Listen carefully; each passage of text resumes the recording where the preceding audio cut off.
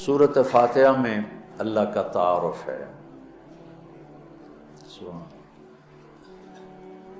اللہ تو کہہ رہا ہے میں مہربان ہوں، میں رحیم ہوں، میں پالنے والا ہوں، محبت کرنے والا ہوں، اور ہم نے اللہ سے ڈرا ڈرا ڈرا کے لوگوں کو ویسے ہی بددل کر دیا ہے، مایوس کر دیا ہے اور خوف زدہ کر دیا ہے۔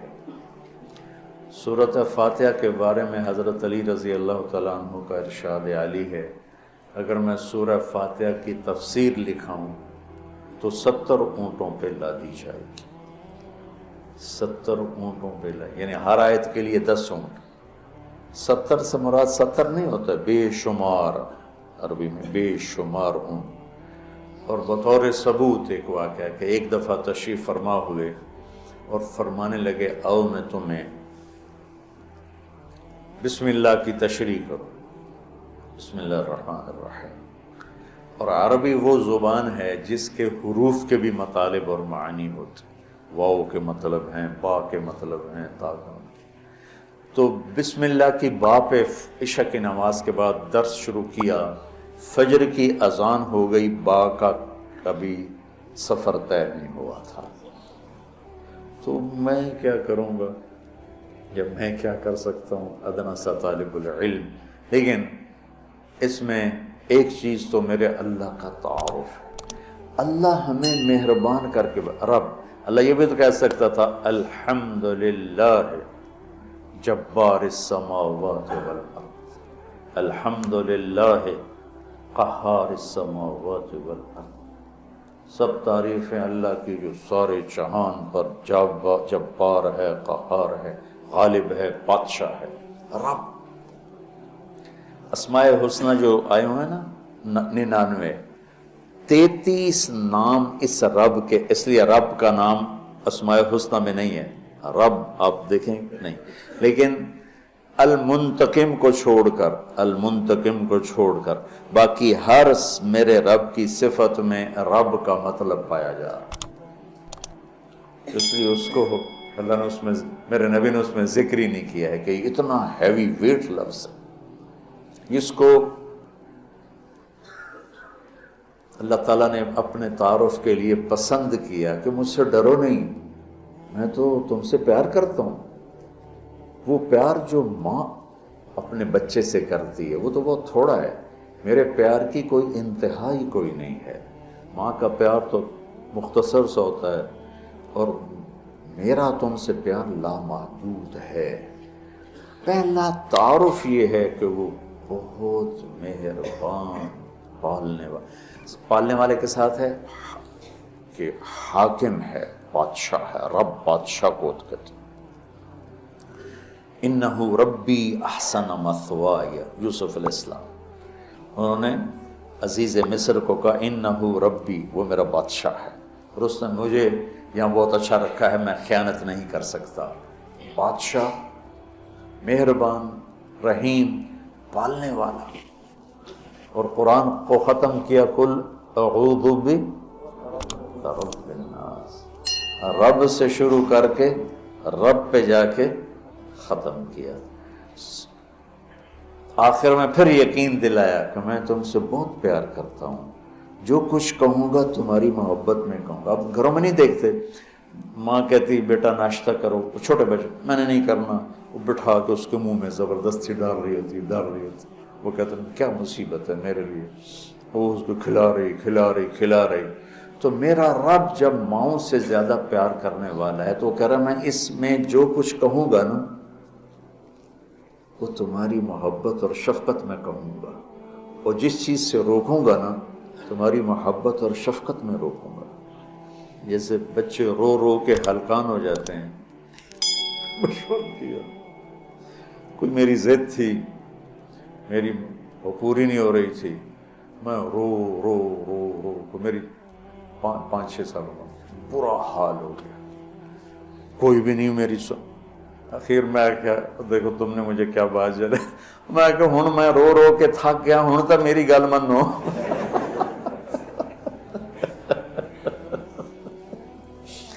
نہیں مانی گئی، کیوں؟ میرے لیے ٹھیک نہیں، اور مجھے پتا نہیں۔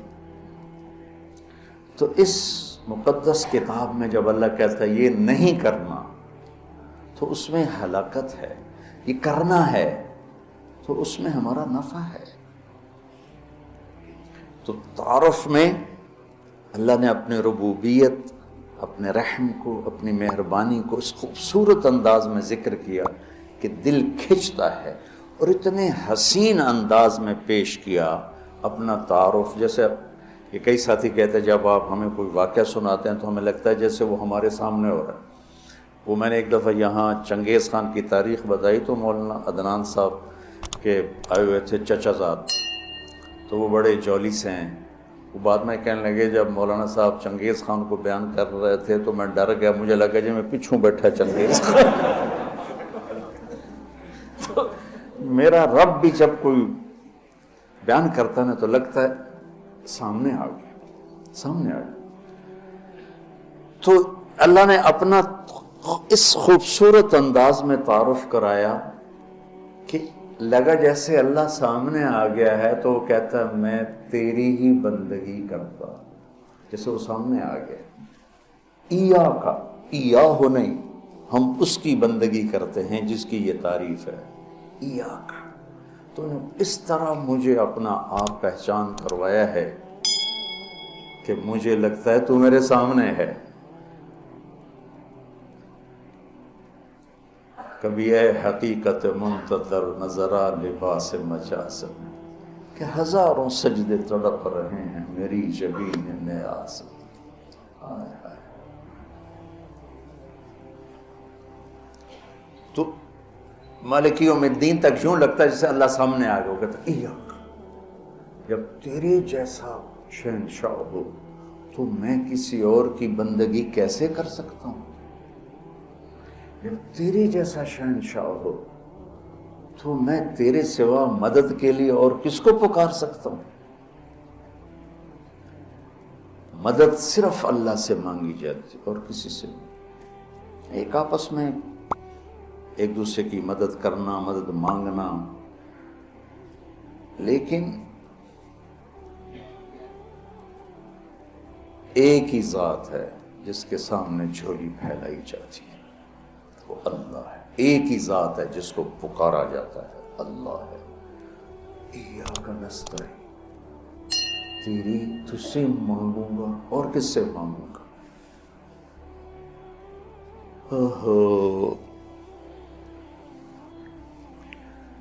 اور اللہ نے سب سے کہا ہے سب کی سنوں گا۔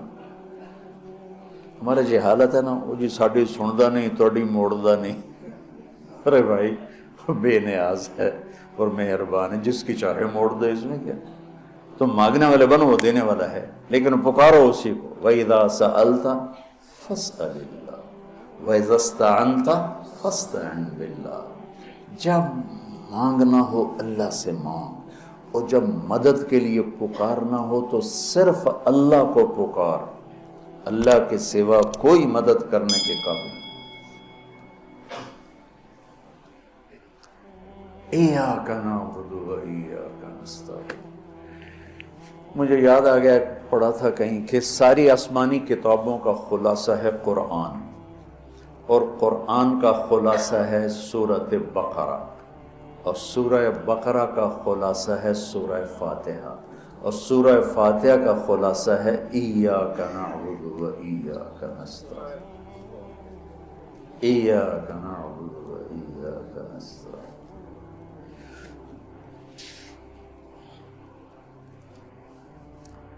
آگے ایک عجب دعا ہے، اہدنا الصراط المستقیم، یا اللہ میں سیدھا راستہ دکھا۔ جتنے انسان کے علاوہ مخلوق ہے وہ ماں کے پیٹ سے صحیح زندگی گزارنا سیکھ کے آتے، اللہ کی طرف سے ان کے اندر یہ چیز ڈلی ہوتی، ان کو پیدا ہوتے ہی پتہ ہوتا ہے یہ کھانا ہے یہ نہیں کھانا، ادھر چلنا ہے ادھر نہیں چلنا، یہ دشمن ہے یہ دوست ہے۔ آج پہلے دن چوہا اپنی بل سے نکلا، اپنے کھڈ سے نکلا، سامنے بلی دیکھی بھاگ کے واپس آیا۔ اس کو اماں نے تو نہیں بتایا تھا کہ بلی تینوں کھا جائے گی۔ میں ایک عام مثال دیتا ہوں اپنے بیان میں کہ بکری کو گوشت کھلاؤ مر جائے گی نہیں کھائے گی، شیر کو گھاس کھلاؤ مر جائے گا نہیں کھائے گا، کہ وہ اپنی زندگی گزارنے کا طریقہ ماں کے پیٹ سے لے کر آتے ہیں۔ انڈے سے نکلتے ہی چونٹی سیدھی چلتی ہے، راستہ بناتی ہے، سیدھا راستہ چلتی ہیں، پوری لائن چلتی ہے، 1 سینٹی میٹر سے آگے دیکھ نہیں سکتی، کہاں سے ہوگی؟ اللہ کا نظام، اللہ کا علم کہ ہر مخلوق پیدائشی طور پر جانتی ہے یہ کھانا یہ نہیں کھانا، اور انسان جانتا نہیں ہے، نہ دنیا میں صحیح چلنا جانتا ہے نہ آخرت کو تو ویسے نہیں پہچانتا۔ تو اللہ نے یہ دعا فرض قرار دے دی، ہر رکعت میں یہ دعا فرض قرار دے دی، مانگو کیا؟ اللہ میں سیدھا راستہ دے رہا ہوں۔ سیدھے راستے سے ہم عام طور پر سمجھتے ہیں کہ آخرت کا سیدھا راستہ ہو، ہر پل میں مجھے صحیح کیا کرنا ہے وہ دکھا۔ الصراط، اس میں دنیا کا بھی ہے اور آخرت کا بھی۔ صبح اٹھا، فجر کی نماز پڑھی، یا اللہ صبح ہو گئی ہے، کام پہ جانا ہے، یا اللہ مجھے سیدھا راستہ دکھا، میں تیری اپنی دنیا میں کیسے سیدھا چلوں کہ تو راضی ہو جائے، اپنے دین میں کیسے سیدھا چلوں کہ تو راضی ہو جائے۔ چلتے چلتے چلتے کچھ ہیرا پھیری ہو گئی، کچھ غلط ہو گیا، کوئی ٹھیک ہو گیا، ظہر کا وقت آ گیا، اللہ کہتا آ جا آ جا، اب پھر مانگ، اہدنا الصراط المستقیم، چلو کچھ گڑبڑ ہو گئی، مجھے پھر بتا کہ میں نے دنیا میں کیسے سیدھے چلنا ہے اور میں نے آخرت کے لیے کیسے سیدھی زندگی گزارنی ہے، مجھ سے نہیں گزاری جا رہی، میری مدد کر۔ اللہ نے پھر تازہ دم کیا، چل جا، پھر ہیرا پھیری ہوئی، اونچ نیچ ہوئی، نہ کہا جا عصر میں آ جا، عصر میں آ گیا، مانگ، کیا مانگوں کا؟ مانگ کہ میں تمہیں سیدھا راستہ دکھاؤں، چونکہ تمہارے اندر یہ جانوروں کی طرح چپ ہے نہیں، انہوں نے وہی کرنا ہے جو ان کو ان کے اندر ڈال دیا ہے، یہ درختوں میں چپ ڈال دی۔ کبھی آم پہ انگور دیکھے؟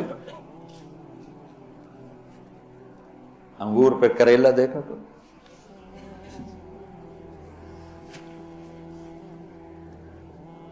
کبھی شیشم پہ پھل دیکھا؟ اندر میں ڈال دیا گیا ہے تو یہ پھل دینا ہے، کون سا دینا ہے، کس موسم میں دینا ہے، کس رنگ میں دینا ہے، کس ذائقے میں دینا ہے، کس خوشبو میں دینا ہے، کس تاثیر میں دینا ہے۔ تو ہمیں اس میں اللہ تعالیٰ نے دونوں تاریں ڈال دی ہیں، اچھائی برائی، تو لگا آؤ پھر مانگو، عصر میں پھر مانگو، پھر جائے کو اونچ نیچ ہو جا، آجا مغرب میں پھر مانگ، وہ کتنا مہربان ہے، آجا مانگ یا اللہ، پھر گڑبڑ ہو گئی، پھر دکھا راستہ، پھر کہا چلو عشاء ہوگی آجا۔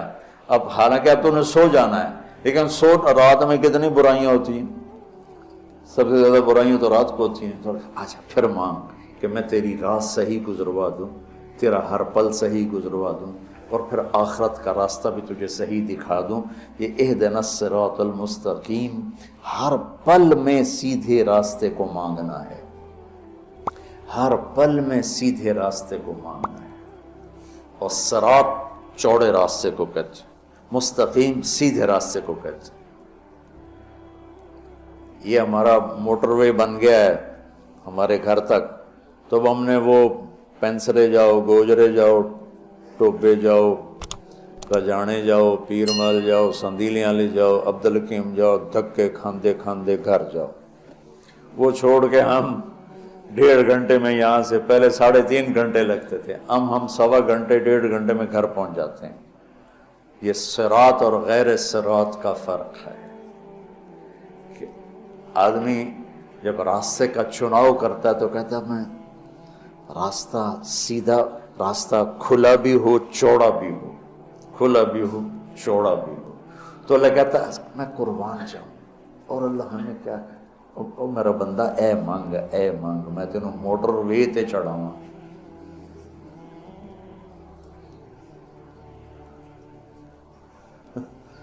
میں تجھے موٹر وے پہ چڑھانا چاہتا ہوں، تو بولے دی جھگی دی گلیاں پھر رہا کرنا، نام ہے نا بولے دی جھگی، تو اس کی سڑکیں بھی ایسے ہی ہوں گی۔ اور صراط تلوار کو بھی کہتے ہیں، تلوار کا جو ایک ہوتا ہے نا، ایک طرف اس کو بھی صراط کہتے ہیں، کہ وہ صاف شفاف ہوتا ہے، کوئی کھڈا وڈا نہیں ہوتا. تو اللہ تعالیٰ ہم سے کہہ رہا ہے ایسا راستہ مانگ جو صاف شفاف اور جیسے صراط تلوار جیسے چیز کو کاٹتی ہے تیزی کے ساتھ، ایسے ہی اللہ تعالیٰ کہہ رہا ہے کہ وہ راستہ مانگ جو میں تیزی کے ساتھ تو اپنے گھر پہنچ جائے، جیسے ہم تیزی کے ساتھ اب گھر پہنچ جاتے ہیں. اور مستقیم، ٹیڑھا میڑا نہ ہو، سیدھا ہو، سرسبز ہو، سرسبز ہو، دیکھنے کو میں اچھا لگے. تو انعمت علیہم صراط الذین انعمت علیہم. ناعمہ اس بوٹی کو کہتے ہیں جس پر کبھی خزاں نہ آئے، وہ پودا جس پر ہمیشہ ہریالی رہے، وہ ناعمہ ہے. وجوہ یومئذ، کبھی ان پہ کوئی خزاں نہیں آئے گی. تو اللہ کہہ رہا ہے صرف روڈ نہ مانگ، سرسبز بھی مانگ. کہیں چائے پیو، کتے کافی پیو، کتے بہ کے گپا مارو. وہ کوئٹے والا راستہ نہ مانگ، کالے پہاڑ سارے راہ ویک ویک کے بندہ برباد ہو جائے. کہ ایسا راستہ مانگ جس میں سبزہ ہو، ہریالی ہو، باغ باغیچے ہوں، گل و گلزار ہو، اور تجھے پتہ بھی نہ چلے، اور تیرا راستہ طے ہوتے ہوتے ہوتے تو مجھ تک آ جائے. پھر ساتھ دوسری دعا بھی منگوائی، ایسا راستہ جہاں پیٹرول نہ ملے، ایسا راستہ جہاں کھڈے ہوں، ایسا راستہ جہاں ڈاکو پڑ جائیں، ایسا راستہ جہاں لائٹیں بند ہو جائیں، ایسا راستہ جہاں کھائیاں ہوں. کوئی جائے گا ادھر؟ تو غیر المغضوب علیہم ولا الضالین، یا اللہ وہ راستہ نہ ہو جس پہ نہ پیٹرول ملے، نہ روٹی ملے، نہ پانی ملے، نہ چائے ملے، نہ